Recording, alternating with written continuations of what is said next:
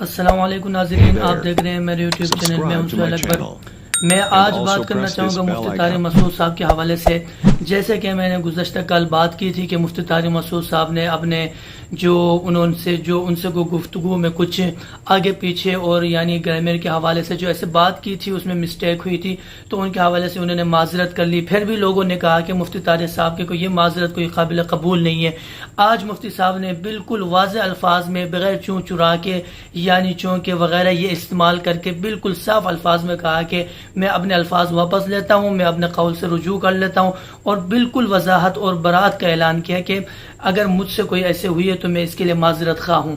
کہنے کے باوجود بھی کچھ لوگ پھر بھی ان کو ہضم نہیں ہو رہے مفتی صاحب کی یہ بات، کیوں تعصب کی بنیاد پر پھر لوگ پھر بھی بات کرتے ہیں کہ یہ اتنے آگے لیول تک کیسے پہنچا ہے۔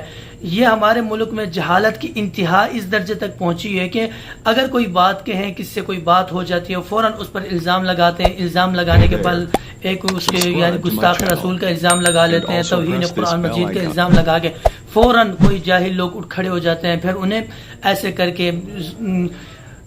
کے یعنی اسے قتل کر دیا جاتا ہے۔ کرنے کے بعد پھر کہتے ہیں کہ ہم نے گستاخ رسول کو، توہین قرآن مجید کے توہین کرنے والے کو فلاں کیا، جہنم واصل کیا۔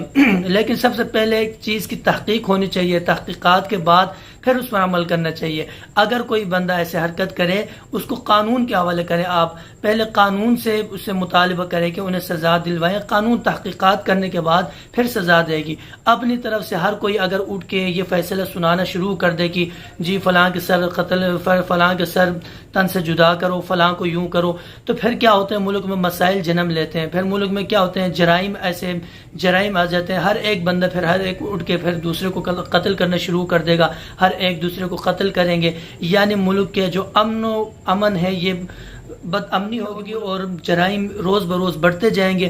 تو لوگ اپنی ذاتی دشمنی نکالنے کے لیے پھر ہر ایک کے اوپر فتویٰ لگا کے انہیں قتل کر دیں گے۔ تو اللہ تعالیٰ ایسے کاموں سے اور ایسے یعنی برے کاموں سے اللہ تعالیٰ ہم سب کو اپنے حفظ و امان میں رکھیں۔ وآخر دعوانا ان الحمدللہ۔